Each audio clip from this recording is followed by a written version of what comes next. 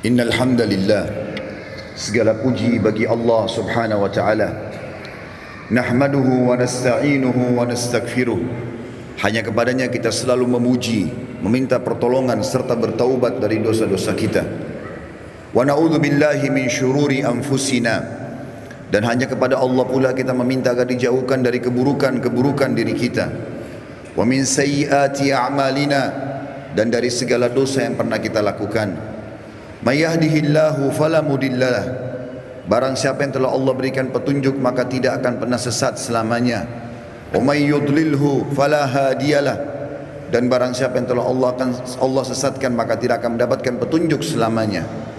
Asyhadu an la ilaha illallah wahdahu la syarikalah wa asyhadu anna Muhammadan abduhu wa rasuluh. Saya bersaksi tiada Tuhan yang berhak disembah kecuali Allah, dan Muhammad benar-benar hamba juga utusannya. Qala Allah Ta'ala, Allah mengingatkan dalam kitabnya, Ya ayyuhalladzina amanu taqullaha haqqa tuqatihi wa la tamutunna illa wa antum muslimun. Hai sekalian orang-orang yang beriman, bertakwalah, hanya patuh dan tunduklah kepada satu-satunya pencipta segala sesuatunya, yaitu Allah, baik yang di langit, di bumi, yang di kedalaman lautan. Sebenar-benar patuh dan tunduk, dan jangan pernah kalian meninggal dunia kecuali dalam keadaan Islam. Di ayat yang lain Allah pun berfirman, qala Allah Ta'ala, Ya ayuhan nasu taqu rabbakum alladhi khalaqakum min nafsin wahidah wa khalaqa minha zawjaha wa batha minhuma rijalan katsiran wa nisaa wattaqullaha alladhi tasaaluna bihi wal arham innallaha kana 'alaikum raqiba. Hai sekalian manusia, sekali lagi bertakwalah, hanya patuh dan tunduklah kepada Allah, yang halal yang ia halalkan, yang haram yang ia haramkan, yang telah menciptakan kalian dari jiwa yang satu, yaitu Adam alaihissalam, dan telah menciptakan dari jiwa yang satu istrinya Hawa alaihissalam, dan telah banyak memberikan keturunan laki-laki juga perempuan dari keduanya. Sekali lagi bertakwalah kepada Allah dan jagalah hubungan silaturahim, sesungguhnya Allah senantiasa mengawasi kalian. Di ayat yang ketiga, qala Allah Ta'ala, Ya ayyuhalladzina amanu taqullaha wa qulu qawlan sadida yuslih lakum a'malakum wa yaghfir lakum dhunubakum wa may yuti'illaha wa rasulahu faqad faza fawzan 'azima. Hai sekalian orang-orang yang beriman, sekali lagi bertakwalah, hanya patuh dan tunduklah kepada Allah dan ucapkan kalimat yang benar. Niscaya Dia akan memperbaiki amal-amal perbuatan kalian, mengampuni dosa-dosa kalian. Barang siapa yang mentaati Allah dan Rasulnya, sesungguhnya dia telah mendapatkan kemenangan yang besar. Amma ba'd, fa inna asdaqal hadithi kitabullah. Kita tahu sebaik-baik rujukan umat Islam dalam segala lini kehidupan mereka, terutama ibadah, adalah kitabullah, Al-Quran. Wa khair hadyu Muhammadin sallallahu alaihi wa sahbihi wasallam. Dan sebaik-baik petunjuk setelah Al-Quran adalah petunjuk baginda Nabi besar Muhammad sallallahu alaihi wa sahbihi wasallam. Wa syarrul umuri muhdatsatuha, dan seburuk-buruk perbuatan dalam ibadah yang tidak punya rujukan dari keduanya. Fa inna kulla muhdatsin bid'ah, karena perbuatan ibadah yang tidak punya rujukan dari wahyu dikendalikan perbuatan baru dalam agama. Wa bid'atun dhalalah, perbuatan baru itu akan membawa pelakunya pada kekeliruan, dan final akan membawa pelakunya ke dalam api neraka. Saudaraku seiman rahimani wa rahimakumullah, apa yang saya bacakan tadi dikenal dengan khutbah hajah.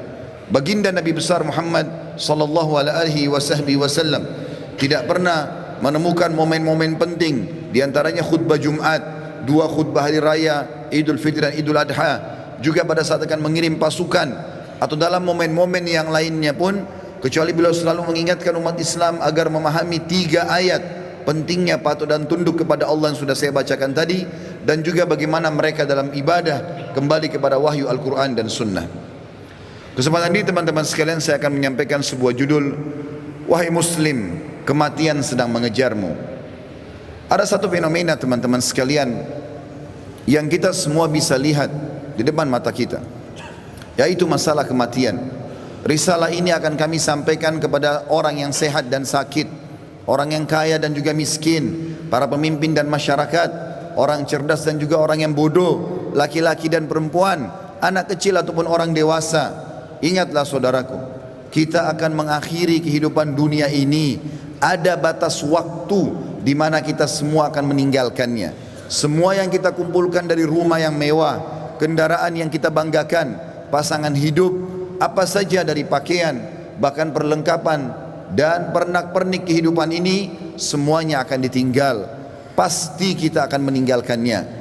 Nabi SAW bersabda dalam sebuah hadis yang sahih, kalau anak Adam meninggal dunia akan ikut bersamanya ke kuburan tiga, keluarganya, hartanya dan amalnya, serta akan pulang dua, keluarganya akan pulang. Secinta-cintanya seorang istri pada suaminya, pasti dia tidak akan pernah menginap di kuburan itu, dia akan pulang. Cinta-cintanya seorang suami pada istrinya juga tidak akan tinggal menemani istrinya di kuburan. Orang tua dengan anak, teman dengan temannya, bawahan dengan atasannya, semuanya akan meninggalkan kuburan tersebut. Begitu juga dengan harta, mobil semewah apapun hanya diparkir di pagar kuburan, setelah itu akan dibawa pulang menjadi warisan. Yang tinggal bersama kita hanya satu, amal kita yang selama ini selalu kita lalaikan. Mikrofon masjid dengan keras, panggilan dari Allah, hayya 'alas shalah, hayya 'alal falah, ayo salat, ayo menuju kepada kemenangan, kita lalaikan. Orang miskin yang mengetuk-ngetuk kaca mobil di sebelah rumah orang miskin tidak makan, mengulurkan tangannya, lalu syaitan membisikkan kuping kita mengatakan orang itu masih muda, masih kuat, lalu kita mengiyakan syaitan sehingga kita tidak mengeluarkan sedekah tersebut. Al-Quran hanya menjadi hiasan, berbangga-bangga dengan kertasnya, dengan sampulnya yang bagus, penerbitnya yang dikenal, atau yang best seller yang dijual di pasar-pasar. Bukan lagi berfungsi sebagai ayat-ayat Allah, peringatan yang harus dibaca dan jadi prinsip hidup, hanya menjadi sebuah kenangan saja. Begitu juga dengan orang tua yang dilupakan, hanya kena jabatan yang sudah naik, harta yang sudah mulai melimpah, memiliki pasangan yang cantik, anak-anak yang banyak, sehingga orang tua di kampung halaman dilupakan. Telepon pun hanya setahun sekali. Tidak ada lagi kejar pahala dan surga dari kedua orang tua. Padahal seorang salafus saleh pernah menemukan salah satu orang tuanya meninggal, lalu dia menangis terisak-isak. Kemudian murid-muridnya menanyakan, kenapa anda menangis? Kata dia, sungguh satu pintu surga sudah tertutup untukku, maka tertinggal satu lagi. Dan sekian banyak fenomena dalam kehidupan kita yang kita lalaikan, saudaraku seiman. Dengarkan dan renungi baik-baik bagaimana Allah mengingatkan dalam kitabnya tentang masalah hari pulang ini. Yang pertama disebutkan di dalam Al-Quran surah Al-Baqarah ayat 281. Allah berfirman, dan kekal ditilawakan oleh orang-orang beriman sampai hari kiamat. A'udzu billahi minasyaitonir rajim. Wattaqu yawman turja'una fihi ila Allah, thumma tuwaffa kullu nafsin ma kasabat wa hum la yudhlamun. Takutlah kalian, persiapkanlah diri kalian, fikirkanlah baik-baik, masuk semua dalam makna wattaqu.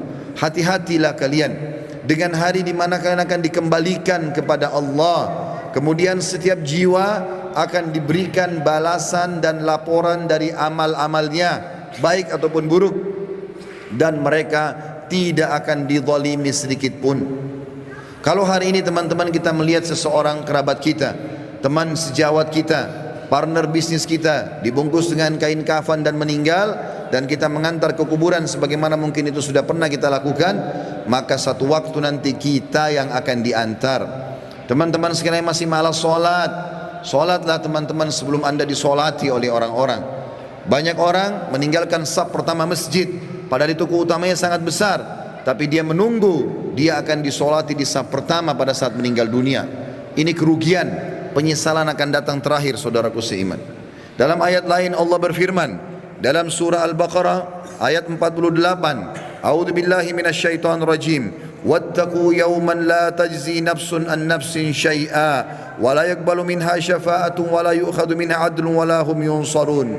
Hati-hatilah kalian, perhatikan baik-baik, renungi baik-baik, kata Allah, hari di mana tidak ada lagi jiwa bisa membantu jiwa yang lain, dan tidak akan diterima lagi rekomendasi-rekomendasi, pertolongan-pertolongan, dan juga tidak akan pernah ada yang bisa memenangkan.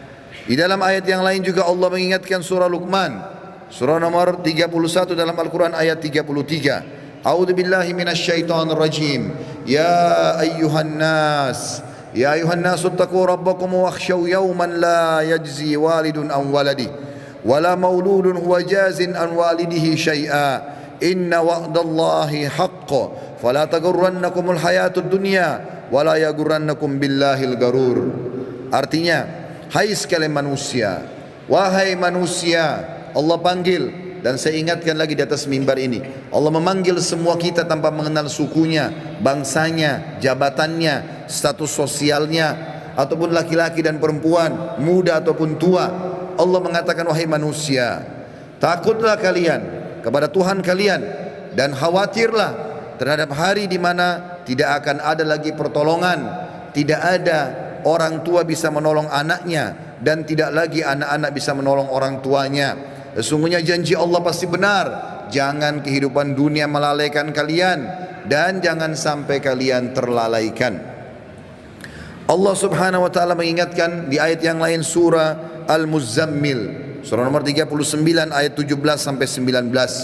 Allah berfirman, a'udzubillahi minasyaitonir rajim. Fa kaifa tattaquna in kafartum yawman yaj'alul wildanu shiba. Bagaimana kalian bisa memungkiri hari di mana anak kecil pun bisa menjadi tua tiba-tiba? As-sama'u munfatirum bih, pada hari kiamat nanti maka langit-langit pun akan pecah. Kana wa'duhu maf'ula, dan itu janji Allah pasti akan terjadi. Inna hadhihi tadhkirah, ini adalah peringatan yang sangat bermanfaat. Faman syaa'a attakhadha ila rabbih sabila, siapa yang berakal maka dia segera mengambil jalan menuju ke Tuhannya. Saudaraku seiman, ada seorang soleh dulu kaya raya di zaman tabi'in di Irak. Dia lagi duduk di kebun kurmanya.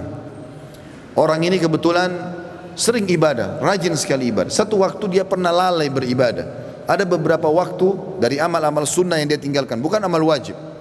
Lalu kemudian di kebun kurmanya dia duduk, dan sering kali dalam beberapa hari di mana dia lalai itu, dia mengurus pegawainya memetik kurma-kurma yang masih segar, ditaruh di depannya, lalu dia menyuruh semuanya bubar untuk dia nikmati sendiri kurma itu. Pada saat dan kebunnya ini ditutup dengan pagar yang sangat tinggi, tidak ada yang bisa masuk, penjaga yang sangat ketat. Maka pada saat dia lagi duduk menikmati kurma tersebut, tiba-tiba di depannya semak belukar ya bergerak seakan-akan ada orang. Maka dia sambil marah mengatakan, siapa kamu? Begitu beraninya kamu masuk ke dalam kebunku tanpa izin. Maka tiba-tiba keluar dari semak belukar tersebut orang yang dia tidak kenal. Lalu orang itu mengatakan, sesungguhnya aku adalah sosok yang tidak butuh izin untuk datang ke tempat siapapun. Aku sosok yang selalu ditakuti oleh seluruh raja-raja dan orang-orang yang membongkok atau menyombongkan diri. Aku sosok yang selalu kalau datang tidak pernah terlambat dalam menyelesaikan urusanku.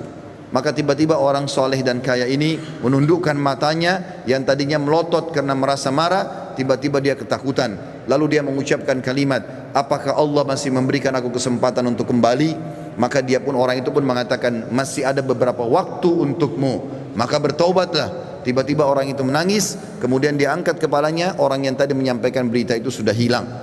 Teman-teman sekalian, kita tidak butuh menunggu kita sakit masuk ke ruangan ICU baru mati. Kita juga tidak butuh teman-teman sekalian untuk menjadi tua dan ubanan semua rambut kita baru kita meninggal dunia.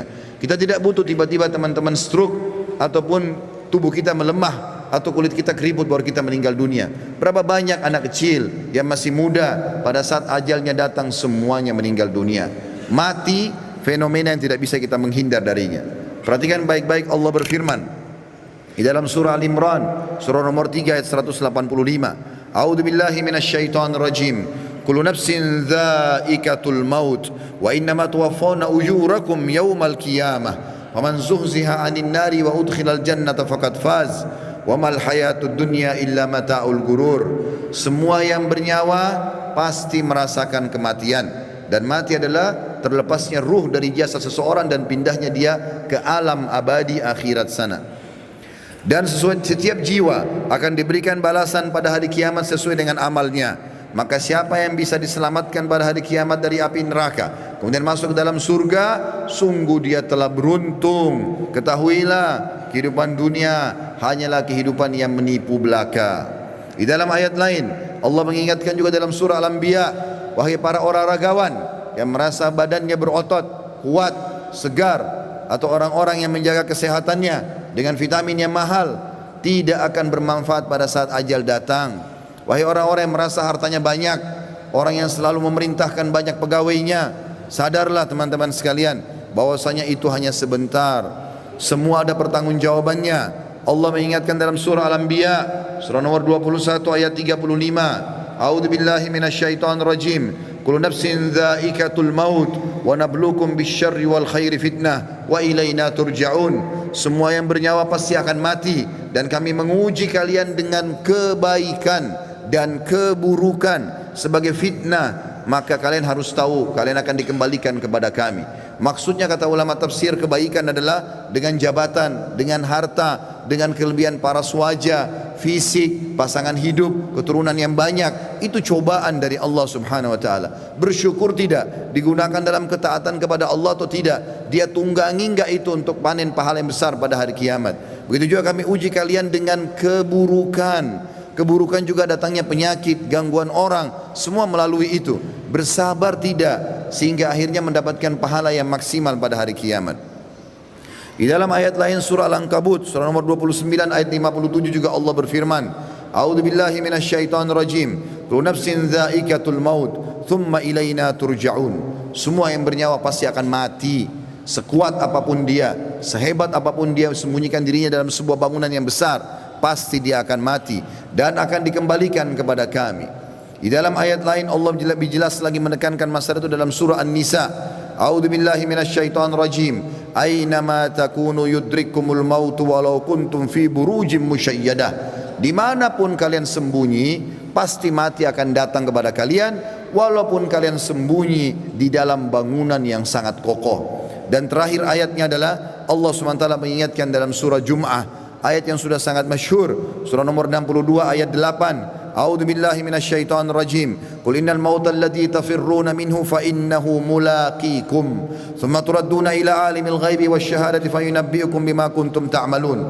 Katakan hai Muhammad, sampaikan kepada semua manusia, terutama umatmu, mati yang selama ini kalian tidak mau kenang, tidak mau ingat, tidak mau punya persiapan, pasti akan mendatangi kalian. Kemudian kalian akan dikembalikan kepada zat yang maha mengetahui yang gaib dan juga yang nyata, dan akan memberitahukan kepada kalian apa yang telah kalian amalkan. Saudaraku seiman, ingat, ruangan ICU di rumah sakit hanya 2 atau 3, dan orang yang sedang berobat di rumah sakit lebih sedikit jumlahnya daripada orang yang berjalan di sebelah rumah sakit. Di pinggir jalan lebih banyak, artinya lebih banyak orang meninggal yang tidak sakit. Hati-hati. Berapa banyak orang yang muda, masih anak-anak sudah dipikul di geranda jenazah. Sadarlah teman-teman sekalian, mati ini kalau selalu dikenang, dia akan jadi pengontrol dalam kehidupan. Maka kita hanya selalu tahu yang kita nikmati yang halal, yang kita kerjakan yang diperintahkan oleh Sang Pencipta Allah, dan semua yang haram, bahkan yang makruh pun akan ditinggalkan. Mati adalah pengawas yang sangat baik. Makanya kata Nabi SAW dalam sebuah hadis, kafa bil mauti dzakira. Cukuplah mati itu akan menjadi peringatan bagi orang-orang. Demikian juga kata Nabi SAW dalam hadis, mengingatkan kepada kita, melengkapkan ayat-ayat tadi yang saya bacakan. Di dalam sebuah hadis yang sahih kata Nabi SAW, akthiru dzikra hadimal ladzat. Ingatlah selalu dan perbanyak, ya, mengingat sesuatu yang menghancurkan semua kenikmatan, yakni al-maut, atau itu adalah kematian. Fa innahu lam yadhkuruhu ahadun fi dhiqi minal aishi illa wassa'ahu alaih. Tidak ada orang yang mengingat mati pada saat dia sedang sempit kehidupannya, lagi ada masalah besar yang dia hadapi, kecuali akan melapangkan hidupnya. Oh, ternyata saya akan mati. Maka penyakitnya jadi ringan, utang-utang yang berat pun jadi ringan, dan dia berusaha untuk menyelesaikan sebelum mati menyambutnya. Wala dzakarahu fi sa'atin illa dayyakahu alaihi. Dan siapapun yang mengingat pada saat dia lagi lapang, maka dia pun akan berhati-hati menyempitkan semua celah-celah di mana dia bisa melakukan perbuatan yang haram. Dalam sebuah hadis yang lain kata Nabi SAW, kata Abdullah bin Mas'ud, pernah sekali bersabda, malulah kalian kepada Allah dengan sebenar-benar malunya. Kata Abdullah bin Mas'ud, kami malu kepada Allah ya Rasulullah. Kata Nabi SAW, bukan itu yang aku maksudkan, tetapi siapapun yang berusaha benar-benar menjaga kepalanya dan apa yang ada di isinya, dan juga perutnya dan apa yang akan dia masukkan, serta juga menjaga lisannya dan meninggalkan perhiasan dunia ini yang haram, yang tidak Allah halalkan, dia berusaha mencari yang haram, maka dia telah malu kepada Allah dengan sebenar-benarnya. Dan Nabi SAW, teman-teman sekalian, pernah mengantar jenazah atau melihat ada jenazah diantar oleh para sahabat. Kemudian Nabi SAW menanyakan, apa yang mereka kerjakan? Lagi ngerumun. Kata para sahabat, menggali kuburan ya Rasulullah, akan masukin jenazah. Maka kata para sahabat, tiba-tiba kami lihat Nabi SAW bersegera ke sana. Kemudian duduk di depan liang lahat tersebut, lalu meletakkan lutut beliau ke tanah. Lalu saya pun datang, kata Al-Bara' ibn Azib radhiyallahu anhu, perawi hadis ini, saya pun datang lalu menanyakan, kenapa ya Rasulullah? Maka saya melihat Nabi SAW tidak menjawab dan meneteskan air mata sampai tanah itu basah. Lalu beliau mengatakan, wahai saudara-saudaraku, untuk ini kalian harus punya persiapan.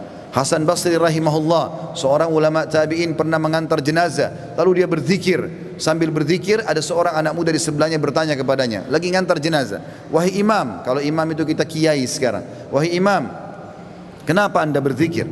Sampaikan kepada saya, bukankah kita lagi ngantar jenazah? Kata beliau, wahai anak muda, berzikir ya, atau diamlah, karena sungguhnya yang sedang kita antar sudah tidak bisa berzikir lagi.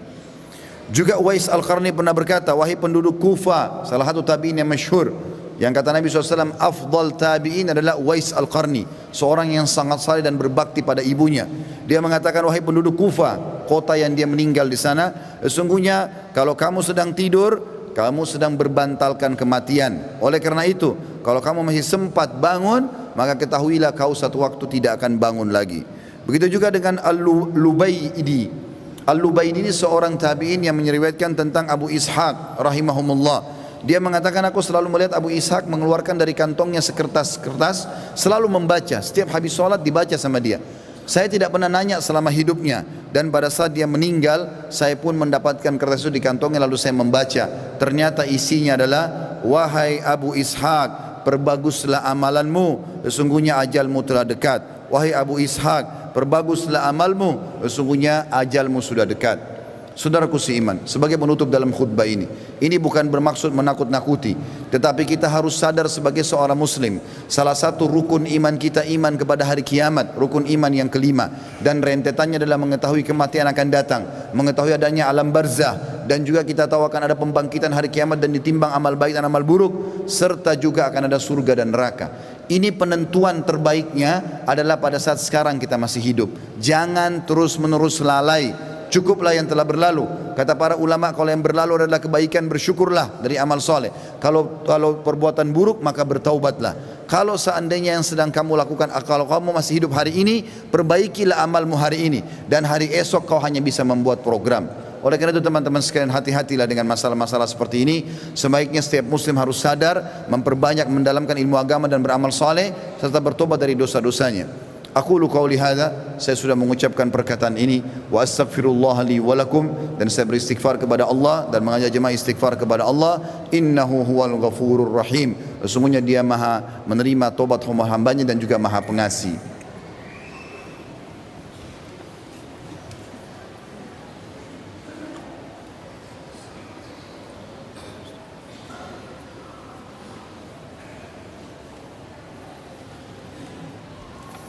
Alhamdulillah wassalatu wassalamu ala rasulillah. Segala puji bagi Allah subhanahu wa ta'ala, juga salawat dan taslim kepada Nabi besar Muhammad sallallahu alaihi wasallam. Sebelum berdoa teman-teman sekalian, Uthman bin Affan radhiyallahu anhu, di masa akhir hidup beliau, Uthman bin Affan tidak ada seorang muslim pun mungkin yang tidak mengenalnya, anak mantu Nabi sallallahu alaihi wasallam dan dijamin baginya surga. Pernah membaca ayat tentang kuburan, hatta zurtumul maqabir. Kemudian beliau menangis, meneteskan air mata sampai pipinya semua basah, jenggotnya basah, dan Qur'annya pun yang dia pakai baca basah. Sampai karena tidak tahan lagi dia pingsan. Istrinya datang membangunkan, tidak bisa bangun. Lalu istrinya memanggil beberapa sahabat yang masih hidup waktu itu, kemudian mengatakan, coba lihat Uthman.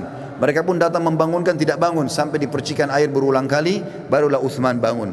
Lalu ditanya oleh beberapa sahabat, wahai Uthman, kenapa anda sampai pingsan baca Al-Quran? Kata dia, saya membaca ayat tentang kuburan, maka saya pun ketakutan. Maka kata orang-orang di sekitarnya, apakah kamu takut sementara kamu ini siapa?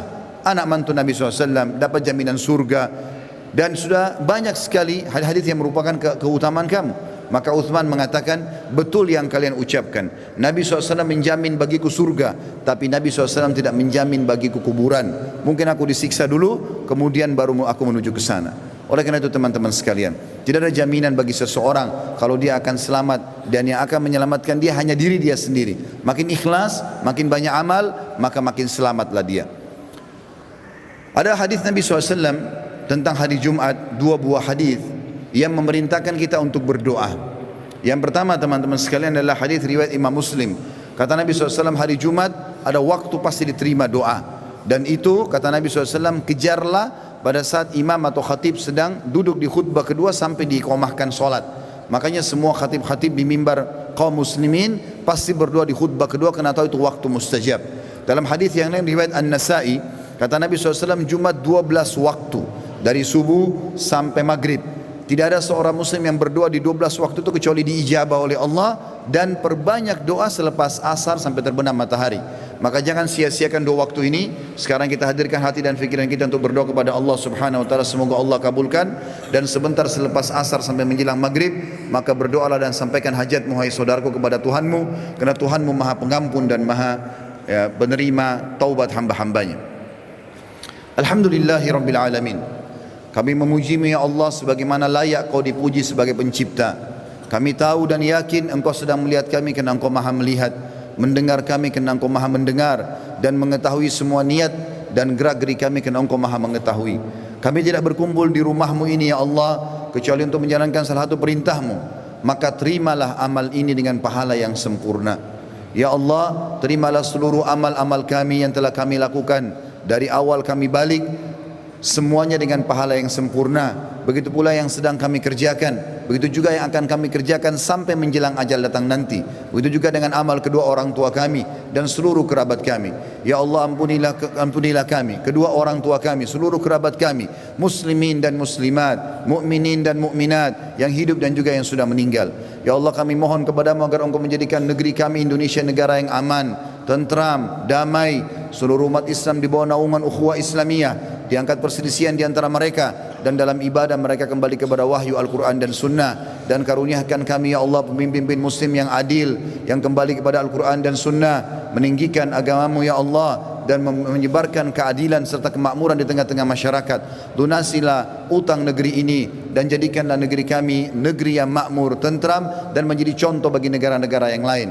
Dan kami mohon kepadamu ya Allah agar Engkau menolong saudara kami di Palestina, di Syria, di Yaman, di Irak, di Myanmar, di Ahsa, dimanapun mereka berada sedang tertindas. Ikhlaskan niat mereka, terima para syuhada mereka, mulakan Islam di tangan mereka dan tangan kami semua, serta ikut sertakan kami bersama mereka di pahala, baik dengan doa, dengan harta, juga dengan jiwa kami. Dan ya Allah, satukanlah kami semua yang hadir di majlis ini di Jumat yang mulia ini di surga Firdaus tanpa hisab. Wa sallallahu ala nabiyina Muhammadin walhamdulillahi rabbil alamin.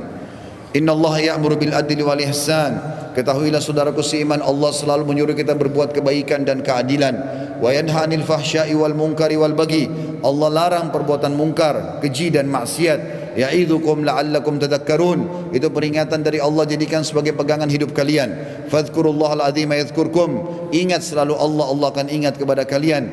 Washkuruhu ala ni'ami yazidkum. Syukuri nikmatnya, dia pasti akan tambah. Wala dzikrullahi akbar. Mengingat Allah ada amal yang paling besar. Wa aqimis shalah, dan dirikanlah salat.